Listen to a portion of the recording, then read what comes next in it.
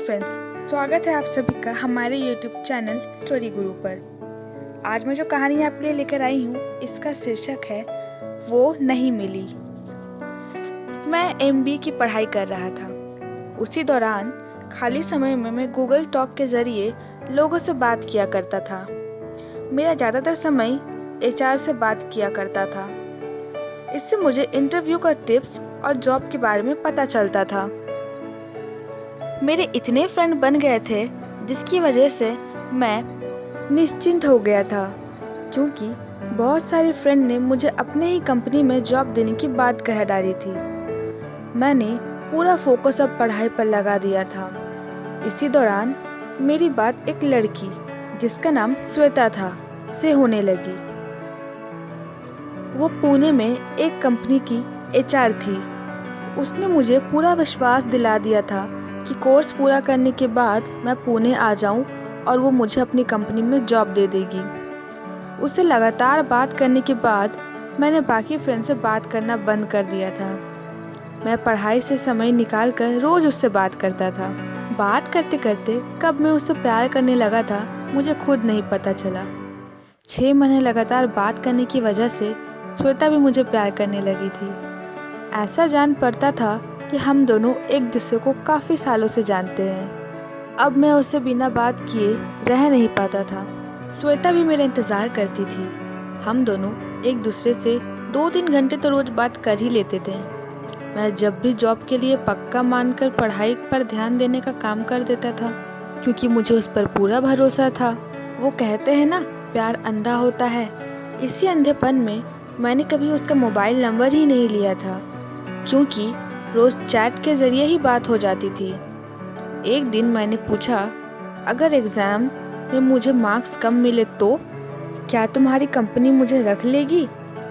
इस पर श्वेता ने बोला, तुम टेंशन मत लो, सिर्फ पास कर जाओ, मैं तुम्हारा जॉब लगवा दूंगी। फिर उसने बोला, अभी आ जाओ, अभी तुम्हारा जॉब लगवा देती हूँ। मैंने कहा, अभी मैं बेंगलोर में हूँ, पुणे कैसे आ सकता हूँ? पढ़ाई ख़त्म करने के बाद आ जाऊंगा। फिर मैंने उससे पूछा कि मैं पुणे में तो किसी को जानता नहीं, मैं रहूंगा कहाँ? इस पर हंसते हुए उसने बोला, तुम मेरे यहाँ रहना। मैंने पूछा, तुम्हारे फैमिली मेम्बर्स की कोई समस्या नहीं होगी? उस पर उसने कहा कि अकेले फ्लैट पर रहती है वो, और मेरे बारे में उसके फैमिली मेम्बर्स जानते हैं। उसने मेरे बारे में अपने फैमिली मेम्बर्स को बता दिया है। मैंने पूछा, क्या बताया है? इस पर उसने बोला कि मैं उसका दोस्त हूँ। मुझे जानकर ताज्जुब हुआ कि भला कोई लड़की अपने फैमिली मेम्बर को सिर्फ दोस्ती है तो क्या बताएगी। इसका जवाब मुझे नहीं मिल पाया, लेकिन मैं खुश था कि पढ़ाई पूरी होते ही मुझे जॉब मिल जाएगी, रहने की व्यवस्था भी हो गया है।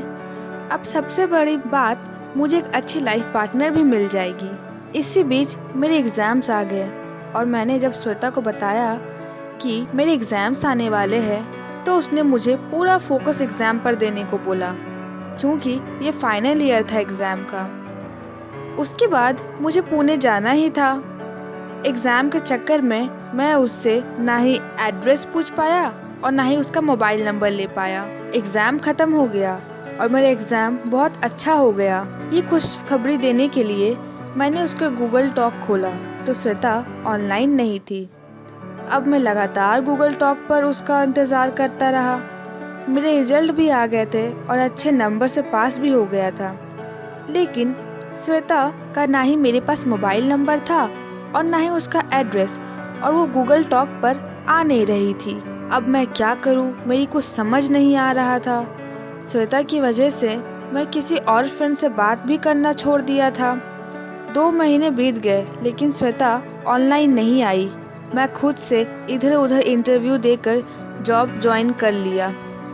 आज इस बात को कितने साल बीत गए, लेकिन आज भी श्वेता का इंतज़ार गूगल टॉक पर करता हूँ, लेकिन वो नहीं मिली। तो दोस्तों, ये थी आज की हमारी कहानी। उम्मीद है आप लोगों को अच्छी लगी होगी। ऐसी लेटेस्ट स्टोरी अपडेट्स पाने के लिए इस कहानी को लाइक और शेयर ज़रूर करें, और हमारी कहानी आपको कैसी लगी कमेंट सेक्शन में बताएं, और हमारे चैनल को सब्सक्राइब कर बेल आइकन दबाना बिल्कुल ना भूलें।